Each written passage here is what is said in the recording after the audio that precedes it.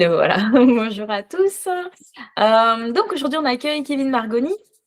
Je vais laisser se présenter dans 2 secondes. D'abord, je redonne à nouveau un petit peu de contexte. Déjà, merci, à toi Kevin d'être ici. On avait fait, Ouais. une première rencontre comme ça il y a quelques mois que je n'ai jamais diffusée. Donc merci de revenir. Alors pour donner un peu le contexte, donc moi je suis dans une phase que j'ai appelée ma période bleue.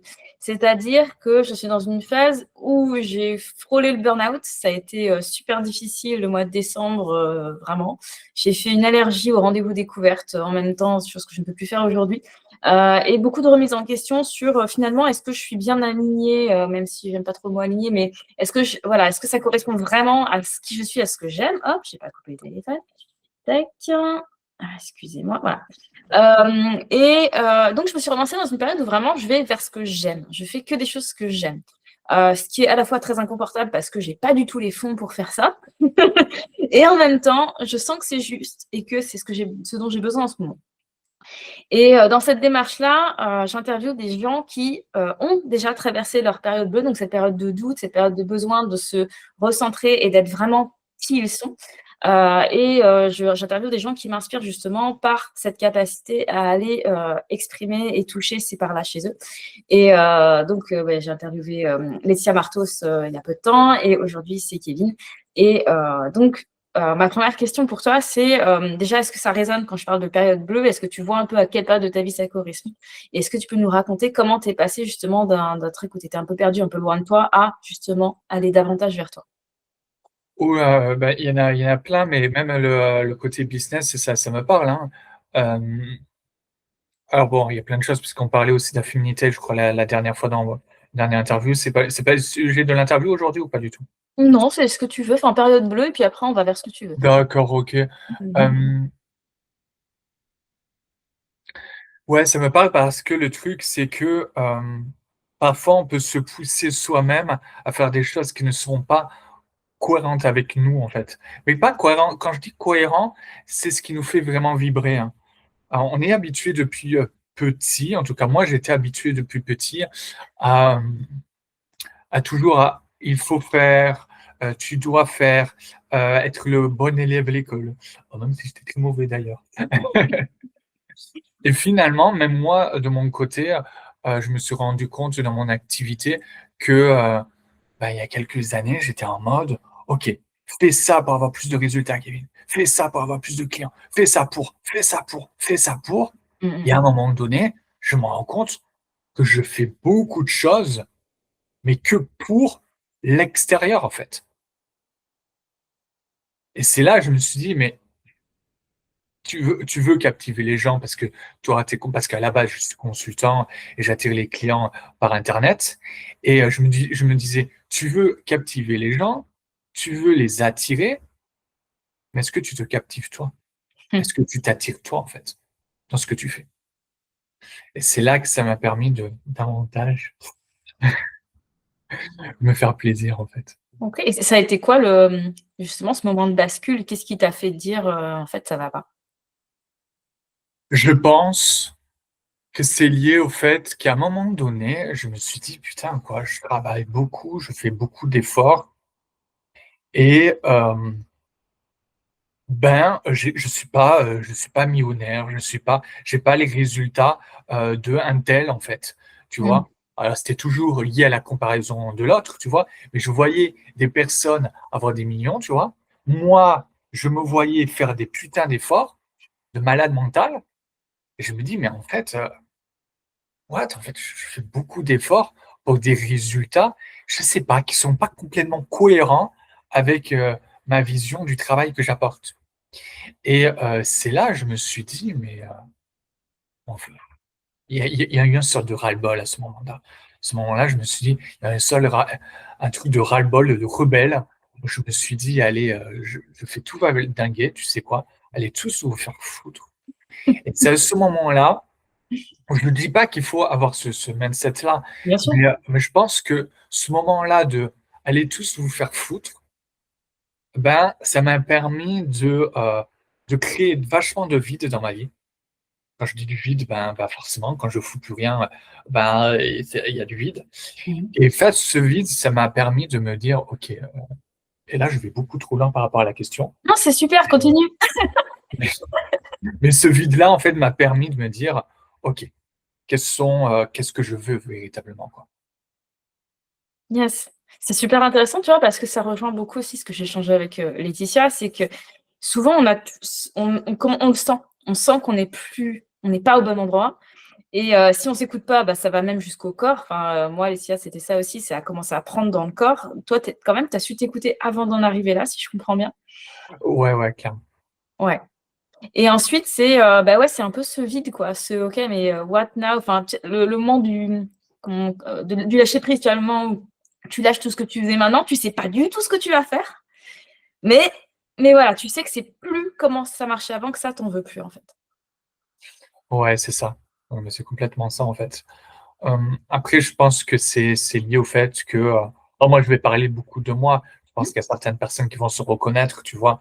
Mais c'est aussi le fait d'aller vers ce qui te fait, plaisir en termes de, quand je parle plaisir, ça peut être cuculapraline, mais, mais on peut avoir cette valeur et d'autres n'ont pas forcément et c'est OK, tu vois? D'aller sur ce qui te fait plaisir, ce qui te rend heureux, plus que les résultats. Tu Ouais. vois? Même si les résultats sont importants, parce que forcément, si tu vis sous les ponts, on n'est pas sorti de l'auberge, pour se faire plaisir comme tu veux, mais tu vois, quoi. Comment tu fais justement, pour, parce qu'il y a d'un côté cette envie de revenir justement à ce qu'on aime vraiment, comme tu dis, à revenir à ce qui nous fait vibrer, en fait. Et d'un Mmh. autre côté, effectivement, il faut manger, donc il y a un côté qui reste quand même pragmatique. Comment tu fais pour marier ces 2 parts de toi, en fait? Je Faut pas la prétention de dire que j'ai, forcément la réponse à ça. Je pense qu'en fait, c'est un peu comme si le terrain, il était géant, il y avait un grand, grand paysage et que par exemple, pour allier, par exemple, le business, on veut des clients ou on veut des résultats dans son entreprise, même si on est salarié d'ailleurs, hem, ben, on peut pas on peut pas se dire: «OK, je veux me faire plaisir» et on va dans tous les sens dans ce paysage, tu vois? Dans toutes les directions. Non, non. Par contre, moi, en tout cas de ce que j'ai vu, c'est que je me suis dit: «OK, ben, quel est, le zoom que j'ai à faire sur ce paysage, cet horizon où je sais que j'ai plus de chances d'avoir des clients, en fait?» Mmh. Par exemple, je sais pas moi, une thématique, une niche, des actions à faire. Beh, je sais que c'est dans cette direction. Mais par contre, je sais pas quel petit chemin, je vais prendre dans cette direction. Et c'est là que je me suis dit: «Bon, ben, tu prends tous les petits chemins et tu vois ce qui te fait vibrer». Et c'est là que j'ai commencé à tester plein de petites choses, machin, sans même écouter, est-ce que je vais avoir plus de clients? Est-ce que je vais avoir gagné plus d'argent? Mmh. Je me suis dit: «Dans ces directions, je sais que je vais avoir des clients, en fait, quel que soit ce que je fais, en fait».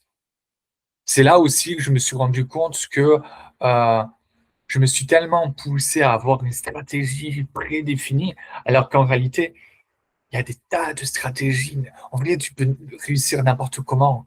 Mmh. Alors oui, il y a des stratégies qui fonctionnent mieux, mais est-ce que ça fonctionne mieux parce que l'autre, il a telle personnalité, machin? On ne sait pas, en fait. Ce qui est sûr, c'est que tu vas réussir quand tu es dans ton kiff, en fait. C'est là que je me suis dit: «Bon, bah, OK, prends tous les petits chemins, tu vois? Tu testes, tu vois? Et tu vas avoir tes clients, en fait». Ouais, dans son kiff, c'est exactement ça. Et mais ça demande quand même plusieurs phases. J'entends que ça demande quand même, tu vois, de passer par cette phase où on se détache du regard des autres. Heu, Ah ouais, ouais, clairement, ouais. Le détachement est tellement en tout cas, est tellement important pour moi, hein, c'est un truc de fou, en fait. mmh. Ouais, surtout que toi, tu y vas cash. Tu es quand même, enfin voilà, il y a vraiment, le Kevin qui écrit qui est assez rentre dedans. Si on est encore, à avoir peur du regard des autres, on peut pas s'exprimer librement comme ça, en fait. Ouais, clairement, bah, en fait, c'est quelque chose d'assez important pour moi, ça a toujours été il y a un truc vraiment qui me drive, c'est l'impression de me sentir en fait esclave de mes peurs. Ça, c'est quelque chose qui me fait énormément peur en fait. C'est genre, il y a des petites phrases, je ne sais pas si tu en as une petite phrase qui, toi, d'un coup, tu te dis, mais ouais, non, il faut que j'avance. Euh, Par exemple, tu vois, il y a des mecs, tu leur dis ce que tu fais, t'es un faible ou t'es une tarlouse, bah, eux, d'un coup, ça les drive. Tu vois, ils ne veulent pas se sentir faibles aux yeux des autres, machin. Tu vois, moi, tu me dis ça, ça ne me drive pas du tout. Par contre, par contre, genre, t'appuies là où ça fait mal. Tu me dis, Kevin, t'es un peu soumis à tes peurs. Là, tu les écoutes. Hein, t'es un esclave de tes peurs. Là, d'un coup, j'ai presque envie de faire tout valdingue. Et moi, un esclave, moi, non, il n'y a aucun patron qui me gère. Ok. Yes. Ouais, ça, c'est souvent les moteurs, hein, moi, c'est pareil, je me vois pas bosser pour quelqu'un, je me vois pas gérer mon temps comme j'ai envie, perdre cette liberté, c'est juste pas négociable pour moi, quoi. Ouais, ouais, c'est clair. Très cool. Alors, j'ai prévu un petit jeu, ça te dit? Hop, Ah ben j'aime bien les jeux. cool. J'ai écrit des mots de façon, complètement aléatoire, ceux qui me venaient, sur des Ouais, papiers ok. numérotés de 1 à 12. Tu me dis un chiffre, je retourne le papier, je te dis le mot et tu me dis ce que ça t'évoque. Alors, en fait, je répète pour être sûr que j'ai compris. Tu vas me Oui, dire un mot, et ouais. moi, au hasard, je vais dire un chiffre. Non, c'est l'inverse. Tu me dis un chiffre, je retourne le papier et je te dis le mot qui est écrit dessus et tu me dis, ce que ça t'amène, en fait. D'accord. Ok. Très bien. Ouais. 3. Voilà. Art, ART. Pas les arts, qu'on verse, ART, tu m'as dit? ART, art. Ah, d'accord. Ah, parce que je me suis dit, à part de ART, tu vois, pour le travail, tu vois. Je me suis dit, mais Ah! Non, je me suis dit, oh super, ça va être passionnant la conversation. c'est un défi, cela dit. Euh, l'art, ça me parle. Je pense que toi, ça te parle parce que je me suis rendu compte que finalement, j'avais une âme énormément d'artiste. Quand je dis artiste, c'est pas le côté prétentieux en mode oh super, je suis un génie, je fais des super penchants. Non, c'est l'âme artiste. Artiste dans ma vision, c'est le fait de, de vouloir faire de belles choses, d'avoir plein d'idées, de vouloir créer. Ça peut être n'importe quoi en fait. Hein. Moi, par exemple, je crée des articles, je crée plein de choses, mais ça peut être n'importe quoi. Et ça me parle parce que l'art, je vois ça comme quelque chose de créatif, je vois ça comme quelque chose qui peut sortir des normes, euh, sans faire gaffe au regard des autres, Mmh mh. d'ailleurs. Je ne sais pas si tu as remarqué, mais il y a souvent des arts qui ont fait polémique. Ouais, tout à fait, ouais. Et l'art que tu vois dans les musées, et là, on pense même plus, oh, ça fait polémique à ce moment-là, ça sort des normes. Mais non, en fait, il y a beaucoup d'arts qui sortent plus des normes aujourd'hui, mais qui sont sortis des normes avant. Ouais, bien sûr. Il y a des artistes qui ont été reconnus après, une fois à titre posthume, quoi. C'est ça. Et c'est ça qui me parle le plus, c'est ce côté créatif, sortir des normes dans Yes. ton art, en fait. Ça m'étonne pas parce que tu es du profil du magicien. Je sais pas si, tu as déjà vu, j'ai un quiz tu as peut-être pas vu sur mon Facebook qui donne un peu les profils et le magicien, c'est vraiment, déjà celui qui va avoir, une créativité assez débordante, qui va avoir vraiment besoin de se démarquer de l'originalité. Son piège, ça peut être double, soit il va être très, très sujet justement à la critique et il va avoir tendance à se renfermer et pas oser se montrer. Soit au contraire, et ça va être un peu ce que tu décrivais tout à l'heure, il va partir dans le «Ah moi je suis un artiste, je suis un génie» et il va avoir un ego surdimensionné et là ça va être l'autre pendant. Et dans les 2 cas, il faut qu'il apprenne soit à se passer du regard des autres, soit à se passer aussi du regard des autres parce qu'en fait là c'est un besoin différent du regard des autres quand tu es justement dans cette, Ouais, de l'autre côté, ça me parle parce qu'en fait, finalement, j'ai eu les deux côtés. Ah d'accord, c'est drôle. J'ai eu un côté où, quand j'étais petit, j'avais beaucoup de timidité, tu vois. et mon côté atypique parfois ressortait et que je cachais parce que on me critiquait, tu vois. Euh, et après, quand j'ai commencé à avoir mon business, et à des moments donnés, je voulais tellement me démarquer. C'était limite mon focus. Il faut que je me démarque, il faut que je me démarque. Non, mais vous comprenez rien. De toute façon, si vous n'êtes pas intéressé par ça, vous n'êtes pas attiré par ça, machin, vous ne comprenez pas, c'est même que moi, tu comprends, je suis un artiste, machin, truc. Euh, alors, je ne le formulais pas comme ça, mais c'était un peu à peu près comme ça. Un peu. Ok. Et voilà, quoi. C'est pour ça que tu as changé ton branding? C'était plutôt dans les roses et tout à un moment. Maintenant, j'ai vu que tu es passé beaucoup plus dans les noirs. Je pense. Bonne question. Pourquoi je suis passé à ça? Ben, je sais juste que je suis allé davantage sur quelque chose qui me fait vibrer. Et parce qu'effectivement, dans mon branding, il y a des moments donnés, je me rendais compte, ouais, que j'essaye de pousser un peu trop le côté je me démarque, le côté machin, alors qu'aujourd'hui, je suis un peu plus dans le feeling. Ça veut dire que tu me verras faire parfois la même chose que ce que je faisais avant et parfois moins, en fait. Hmm. Parfois, j'ai envie de sautiller de partout, hein, tu vois. Et parfois, j'ai juste envie d'être calme, quoi, en fait. Yes. Ok, tu as appris en fait à.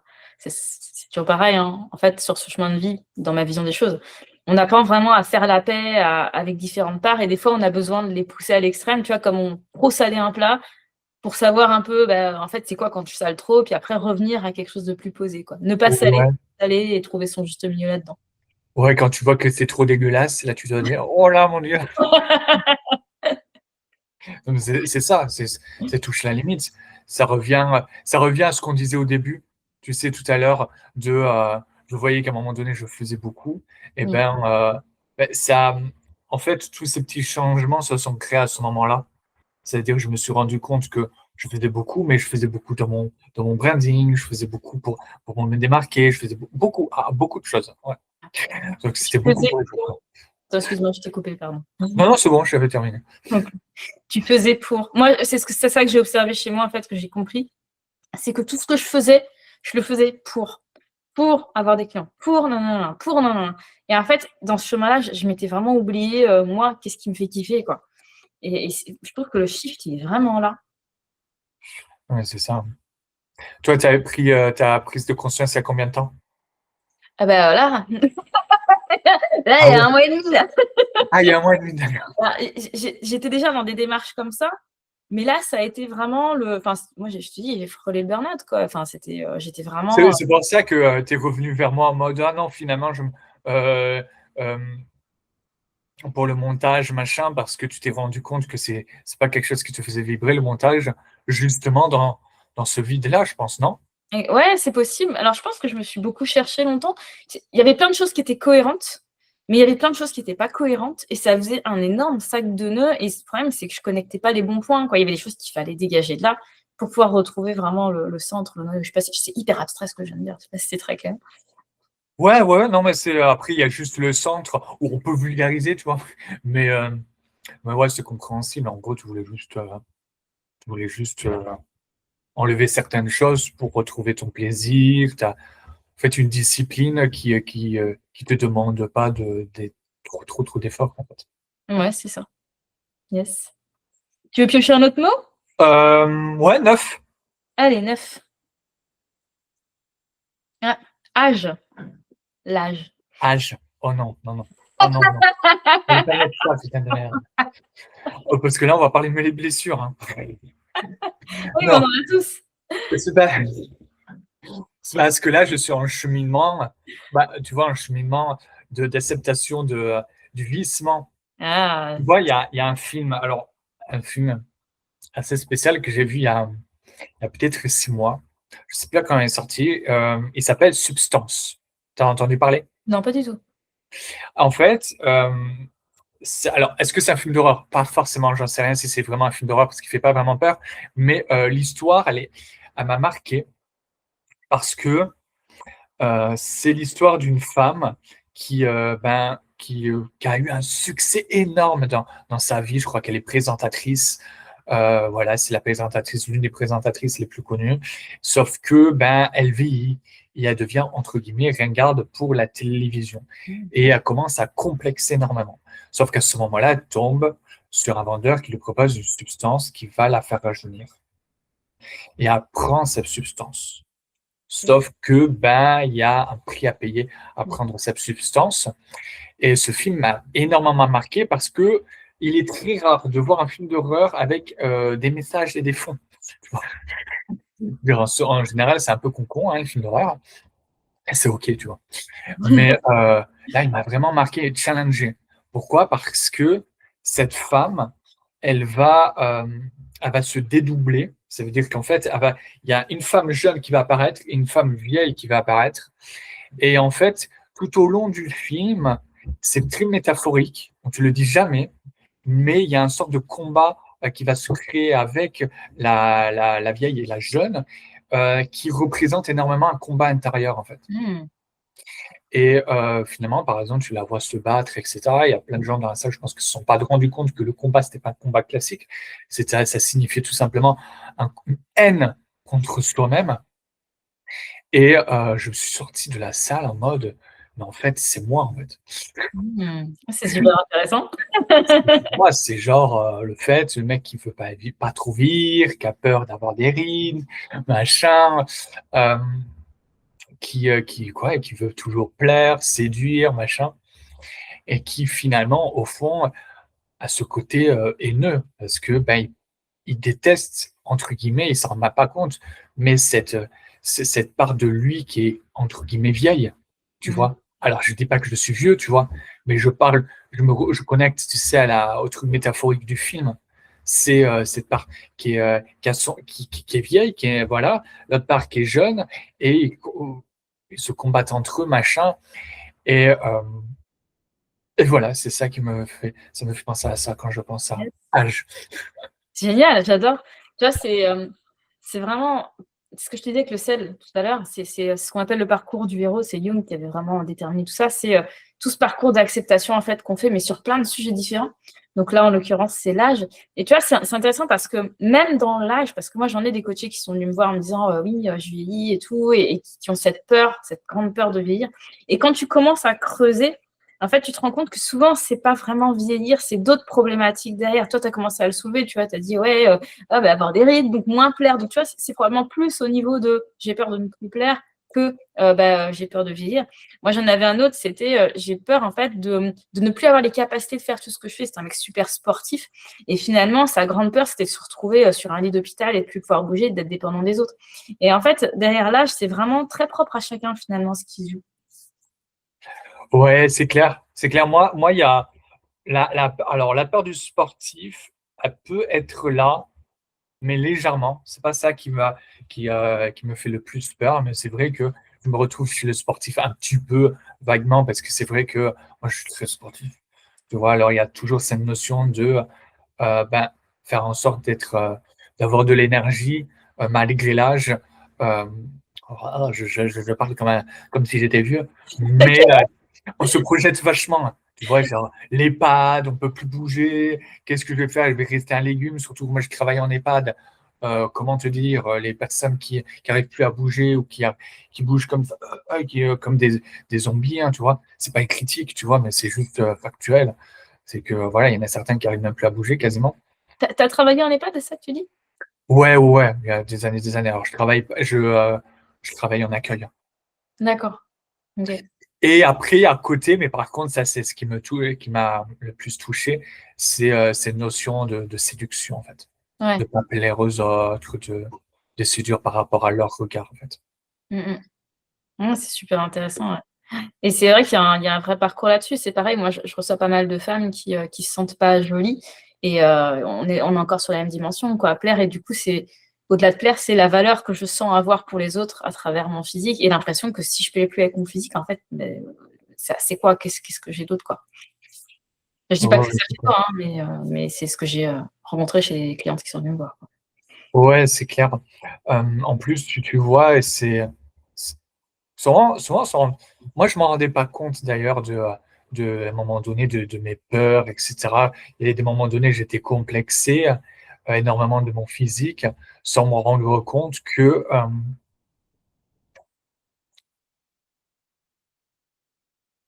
j'avais certains attributs qui pouvaient être attirants pour certaines personnes. Tu vois, ça me fait penser à certaines personnes qui vont se dire moches, machin, alors qu'en réalité, ben, ils sont pas tant moches que ça, en fait. Ou même ils sont très mignons, tu vois.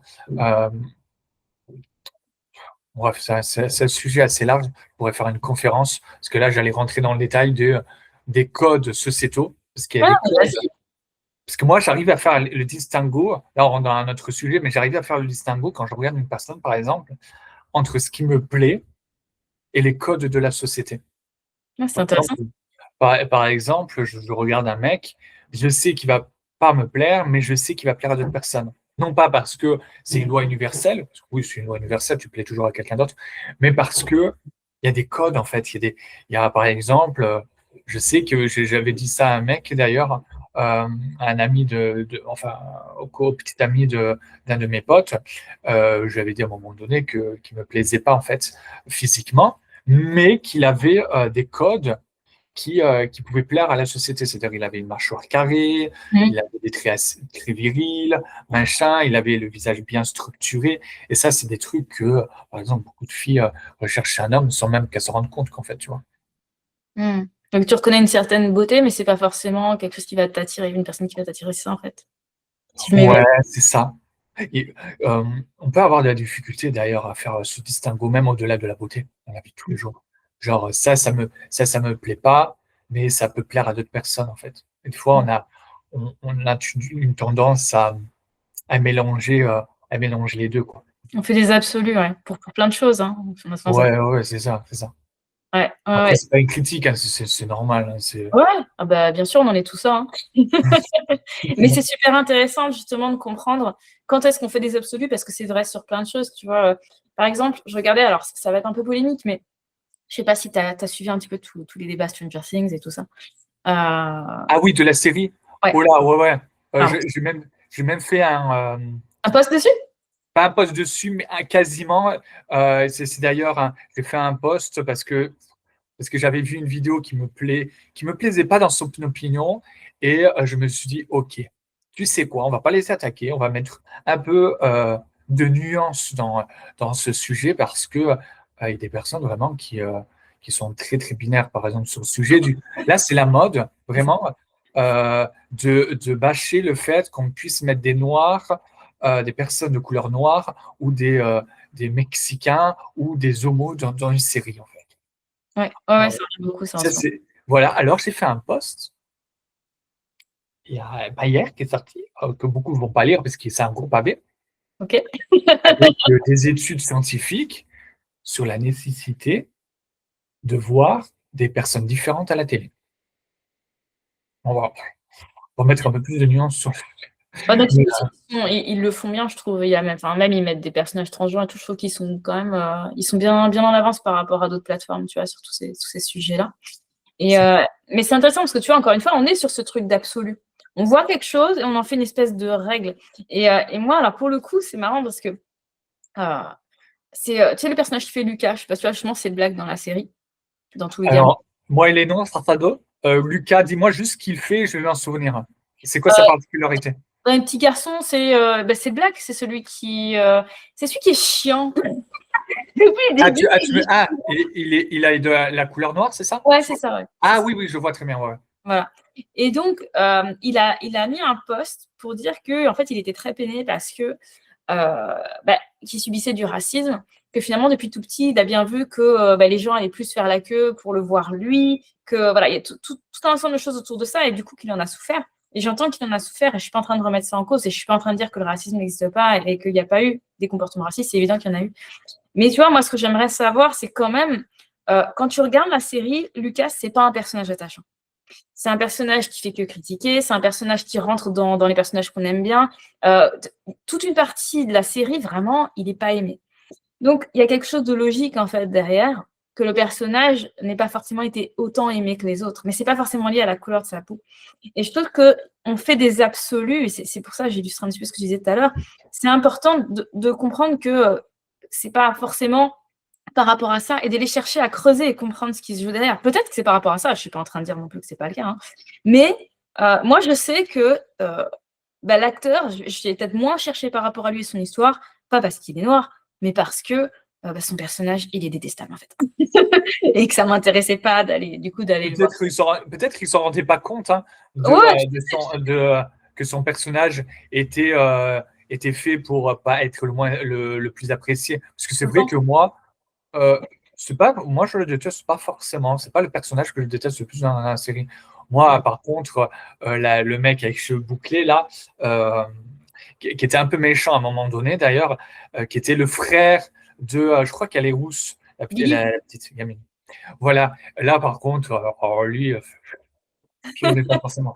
Mais, euh, mais c'est vrai, non, mais tu as t'as complètement raison. Après, je pense qu'ils ne se rendaient pas forcément compte. Ah non, Il, non, je sais il, bien, vo- c'est pas une critique. il voyait que son personnage était vachement insulté. Il se dit c'est sa couleur de peau. Ce C'est qui n'est ça. pas non plus complètement illogique parce qu'on constate des trucs complètement irrationnels, surtout aux États-Unis d'ailleurs, Ouais, quand il y ouais, a quelqu'un qui a une couleur noire, hein. ouais, C'est un ouais, truc carrément, de carrément. fou.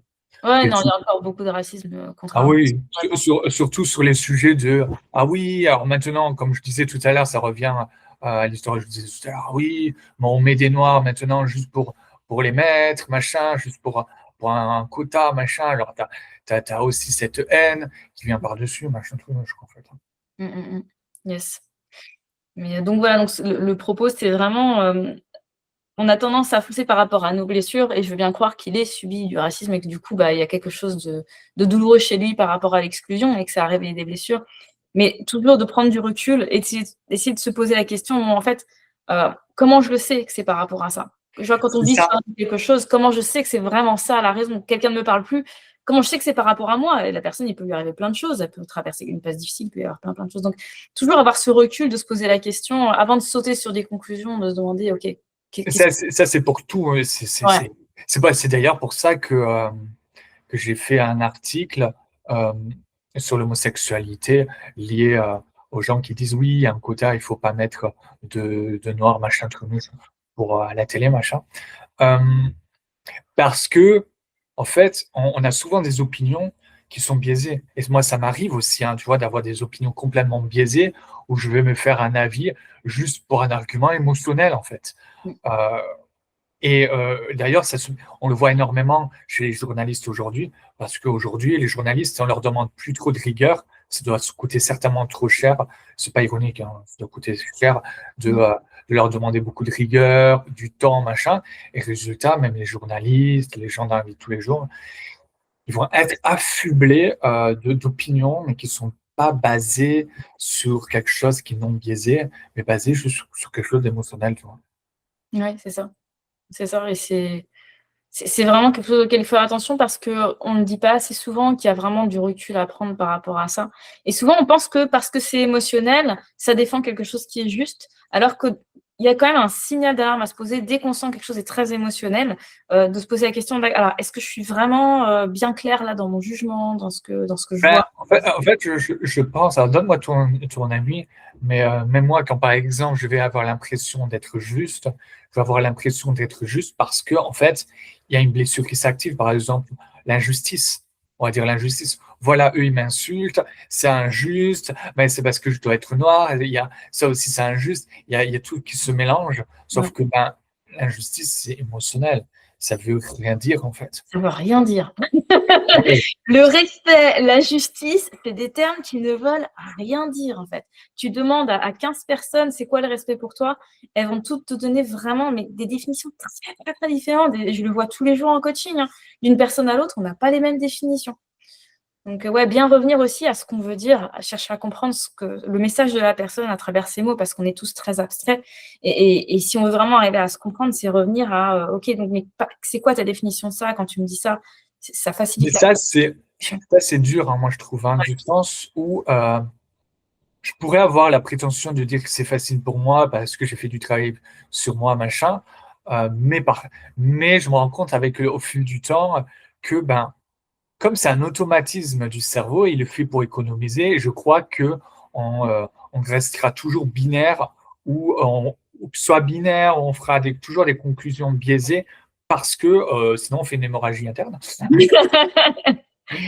La partie binaire du cerveau, c'est vraiment la partie primitive, parce qu'effectivement, c'est elle qui fait les raccourcis, parce qu'elle a besoin d'analyser très vite si on est en danger ou pas. Donc, le principe des émotions, c'est ça aussi, hein, c'est attention, danger, donc du coup, je suis hyper binaire. C'est pour ça que, tu vois, quand tu me dis que tu te sens plus calme qu'avant, je pense aussi que tu es sûrement beaucoup moins dans ces extrêmes que tu pouvais être avant, et tu as une vision moins binaire, parce que certainement aussi que ton amygdale s'est beaucoup apaisée. En général, c'est ça qui se passe. Enfin, moi, c'est ce que je vois chez mes clients. Tu me dis si je me trompe. J'ai compris le 80%, mais j'ai juste pas compris quand tu m'as dit l'amygdale qui s'apaisait. C'est l'amygdale qui s'apaisait en premier ou c'est les croyances qui ont apaisé l'amygdale? Alors, en Dans fait, ton propos, hein. C'est pas ouais, une ouais. question dans ton propos. Ouais, non, bien sûr. Ce qu'on dit dans les neurosciences, en tout cas, et moi, ce que je constate chez mes clients, c'est que quand on va avoir une réaction comme ça aiguë, par exemple, oui, voilà, c'est pas juste quelqu'un a critiqué cette personne et on le ressent viscéralement. Donc, quand on remonte, souvent, on trouve qu'il y a une blessure derrière, donc il y a eu quelque chose d'original, un événement qui fait que cette blessure s'est créée. Quand on répare la blessure, finalement, l'amygdale elle n'estime plus que ce genre de situation est un danger. Donc, elle va plus déclencher le plan de défense et elle va plus faire monter les émotions dans ces moments-là. C'est pour ça qu'en général, après, on est plus calme et on réagit aussi avec plus d'apaisement face aux situations qui, avant, pouvaient vraiment nous trigger. Ouais, je suis d'accord avec toi. C'est quand j'ai travaillé beaucoup de mes croyances que je me suis davantage apaisé. C'est quand, par exemple, tu disais sur le sujet d'avoir un avis un peu biaisé. Alors, c'est juste mon mot à moi quand je dis biaisé. Bien sûr. Moi, mon mot, il est beaucoup plus analytique, tu vois, scientifique, que toi quand tu vas utiliser des mots émotionnels. Euh, mais ouais, c'est quand j'ai commencé à avoir plein de pôles, regarder la vision de manière beaucoup plus large, qu'à des moments donnés, je me suis davantage apaisé. C'est ça souvent d'ailleurs, quand je commence à être challengé quelque chose, et que je fais une conclusion, je me dis, ouais, enfin, c'est quoi ta preuve de ta conclusion, Kevin? Ah, dis-moi ta preuve. Ah, bah, parce qu'il m'a fait ça. Ah oui, super preuve, Kevin. Youpi. L'opinion versus les faits. En plus, on peut pas penser que je suis ironique quand je dis ça, mais c'est vraiment mes dialogues internes. Ouais, on a l'impression que je suis schizophrène. On est tous schizo, de toute façon, on a tous plein de parts contradictoires, c'est ça qui est riche. Et justement, le but, c'est pas de se dire je vais annihiler mes émotions, je vais devenir que quelqu'un de calme. On reste des gens avec toutes nos émotions, et c'est ça qui fait vraiment la richesse humaine, quoi. Clairement. Voilà. Est-ce que tu veux un dernier papier, un dernier mot Ouais, je peux bien. Bah, je vais choisir. Bah, j'ai déjà choisi 3 tout à l'heure. On peut rechoisir le même chiffre ou pas du tout? Ah bah non. Alors 6. Alors 6. Histoire. Victoire. Histoire. Ah, histoire. Je vais rapprocher mon micro. Histoire, j'adore l'histoire. Franchement, j'adore l'histoire. C'est que ça qui me fait parler. Un article là qui parle de lui. Mais ouais, j'adore l'histoire. Moi, je me suis rendu compte d'un truc. Je sais pas si tu es d'accord avec moi, mais en fait, la France, par exemple, le pays, je le vois comme un être humain à part entière. Et son histoire peut révéler, par exemple, ses blessures, etc. Et parfois, tu peux expliquer des choses qui se passent dans la société aujourd'hui en regardant le passé. Par exemple, là, je faisais le post sur l'homosexualité et je répondais à une question. Pourquoi, en 40 ans, c'est vite, comment dire, ça a tellement évolué la relation qu'on a avec l'homosexualité, la vision qu'on a avec ça. Et alors, j'en ai fait un post assez long, tu vois, un pavé, mais ça aurait pu être encore plus long, un documentaire Arte pour expliquer l'histoire de la France. Qu'est-ce qui a engendré des événements qui ont engendré ces 40 ans? Parce qu'il y a une explication même dans l'histoire qui a engendré ces 40 ans, parce qu'il y a dans certains pays, il n'y a jamais eu ces 40 ans. Bon, en fait, elles viendront de pas dans longtemps. Mais c'est pour ça que je trouve ça fascinant l'histoire, parce que ça peut expliquer tellement de choses de ce que nous vivons aujourd'hui, qu'en fait. Ouais, super, carrément, super intéressant. J'adore cette vision que tu as de, on pourrait considérer la France ou n'importe quel pays, hein, comme un personnage, un être humain quelque part, et voir qu'il a ses blessures et tout ça. Allez, j'avais jamais vu ça comme ça, je trouve ça super Ah intéressant. ouais, non, mais ça, c'est tellement flagrant quand tu commences. Enfin, flagrant. C'est prétentieux quand je dis ça, mais c'est ouais, c'est quand tu regardes par exemple des moments donnés où il y a des grosses famines dans un pays, ben, tu vas constater que plus tard, ils vont être davantage, la population entière vont davantage être en réaction quand quelqu'un va pas manger. Ouais, ouais, tout à fait. Genre, oh mon Dieu, horrible, tu veux jeûner, c'est horrible. Alors qu'il y a d'autres pays où ils sont moins en réaction. Tu vois ce que je veux dire? Ouais, ouais. Ou les grands-parents qui nous resservaient 60 fois et qu'on finissait les repas, avoir envie de C'est vomir. ça. Ouais, c'est clairement ça. Yes. Ah, j'aime bien cette vision, c'est super intéressant. Ce sera à creuser. Moi, j'aime bien faire les analyses aussi de personnages de fiction parce que je trouve qu'on apprend énormément au travers des personnages de fiction, justement, sur les réactions humaines. Ouais. Sur quoi? Sur les réactions humaines, enfin, sur plein de choses, quoi, en fait. Ah, moi, en vrai, je trouve ça fascinant, les films, hein. Moi, les films, surtout que aujourd'hui, je regarde tellement plus de films qu'avant. Je suis devenu moins prétentieux des films. Et et c'est tellement fascinant parce que ça peut même t'ouvrir davantage l'esprit, davantage mieux te faire comprendre l'être humain, tout en regardant des films, malgré que ce soit de la fiction, tu Ouais. vois. Mais, Qu'est-ce qui t'a marqué comme ça, comme film? pff, en vrai, il y en a tellement qui m'ont marqué comme film. Euh, Bah, par exemple, il y a, là, je pensais tout de suite à des psychopathes. Par exemple, Jeffrey Dahmer, là, la série m'a vraiment énormément marqué, cette Ouais. série. C'est toi Alors, qui me l'avais conseillé et je l'avais regardé et effectivement, alors que j'avais peur du côté très gore, finalement, le côté psychologique est extrêmement bien analysé et on comprend super bien le personnage. Pas justifié, hein. On comprend bien ce qui a amené le personnage dans cette direction.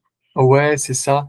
Moi, ça m'a énormément marqué. Bon, surtout parce qu'en plus, je suis homo, alors ça m'a un peu traumatisé sur le moment quand je regarde cette série. Euh, mais, euh, mais ouais, c'est fascinant de voir ça, de voir la psychologie comme ils l'ont amené, parce que la série, il y a un expert qui en parlait, 90% de la série, c'est tel quel. C'est vraiment, ils n'ont pas déformé. Il y a juste, on va dire, les 10%, c'est l'aspect psychologique de Jeffrey, où on a essayé de comprendre euh, comment il en est arrivé là, en fait. Et ça, c'est fascinant de voir ça, parce que tu essayes ça met un peu plus de nuances dans le sujet, quoi. Pas genre, ils sont que horribles, tu vois. Ouais, ouais, Alors, c'est ça. moi, je ne cautionne pas ça, hein. Non, non, non, on n'est pas en train de dire ça. Hein. Je vais manger ton cœur. Ok, d'accord. Ça a l'air tout choupinou sur le moment. Oh, romantique, tu vas manger mon cœur. Mais voilà, ça met plus de nuances quand tu regardes ce genre de personnage. Ouais, carrément et c'est important parce que justement, je trouve qu'on sort un petit peu de tout ça depuis quelques années, du noir et du blanc justement, tu vois? On parlait tout à l'heure du binaire.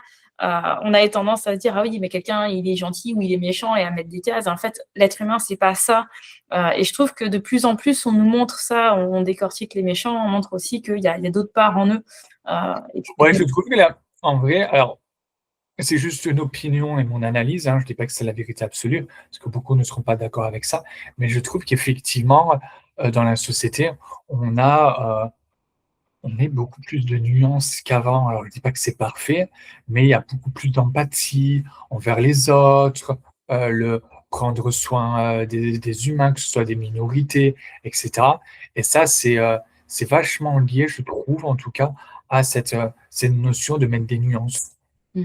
Genre, ok, ben, cette personne, elle est différente, oui, mais cette personne, elle vit différemment, on peut l'aider, machin, truc, tu vois ce que je veux dire? Mmh mh. Ouais, carrément, carrément. C'est important justement c'est ce qu'on disait tout à l'heure en fait, de sortir du côté binaire et d'arriver à nuancer les choses. Moi, j'ai des gens, ils me disent par exemple, j'aime bien cet exemple-là parce que j'ai une coachée qui me disait: «Moi, je ne mens jamais». Alors déjà, moi, quand on me dit jamais ou toujours, je me dis: «Ah, je vais me régaler». Et donc j'ai cherché à voir déjà, parce qu'elle supportait pas le mensonge chez les autres, tu vois? Quand on lui mentait, enfin, c'était horrible. Donc du coup, elle s'en était fait, une ligne de conduite. Moi, je ne mens jamais. Sous-entendu, quelque part, on dit: «Moi, je suis une bonne personne parce que je ne mens jamais» et en fait, bon, alors c'est un peu drôle derrière parce que tu te rends compte qu'elle avait été traumatisée quand ses parents lui avaient dit que le Père Noël n'existait pas et qu'en fait, du coup, elle avait ressenti ça comme une trahison de ses parents et que ses parents lui avaient menti et du coup, ça l'avait énormément marquée au point de ne plus jamais vouloir mentir à quelqu'un parce que le mensonge lui avait fait du mal, quoi.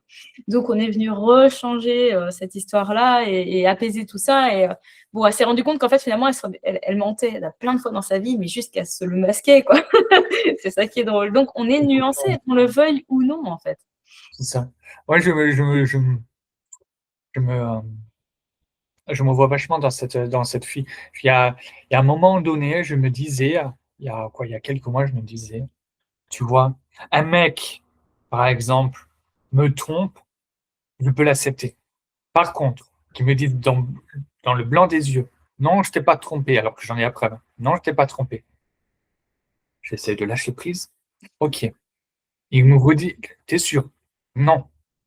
C'est à partir de ce moment-là où je peux envoyer tout valdinguer, en fait. Oh, tu me trompes. Bon, on passe à autre chose. Ah, tu m'as pas trompé? Tu veux mon poing dans la gueule? C'est pour ça que je me reconnais vachement dans cette fille, parce que j'étais vachement en réaction face au mensonge. Je Ouais. pense que je le suis toujours un petit peu par moment, mais voilà, quoi. Mais c'est ça qui est génial, c'est vraiment ne pas s'arrêter à la surface, aux problèmes qu'on a l'impression qu'on rencontre. C'est tellement plus profond et tellement plus nuancé, encore une fois, que ça. Yes. Top. Bah écoute, j'entends mon fils qui arrive. T'as Donc, quel âge? il a 13 ans, il a eu 13 ans là, il y a quelques jours. D'accord, ok. C'est un grand. Je te remercie beaucoup, c'était très chouette cet échange. Merci à toi. Pardon. J'espère que tout le monde a apprécié aussi. En tout cas, pour moi, c'était cool. Yes. Ben, merci à tous et de nous avoir écoutés. Avec plaisir. Et puis, bah, écoute, avec plaisir pour continuer de lire tes posts. Donc, oui, tu t'es pas présenté d'ailleurs, tu as pas dit ce que tu faisais. Ah bah, je l'ai dit vaguement à un moment donné, tu vois, en deux mots, mais moi, à la base, je suis consultant, c'est-à-dire que j'aide des coachs, des entrepreneurs, pour vulgariser, à avoir plus de clients dans leur activité. Yes. Donc, Même si c'est un peu plus précis, parce que moi, ma petite particularité, c'est que je les aide à mettre leur singularité dans leur prose, dans leur écriture, dans leur communication, en fait. yes. Voilà, c'est un maître du storytelling.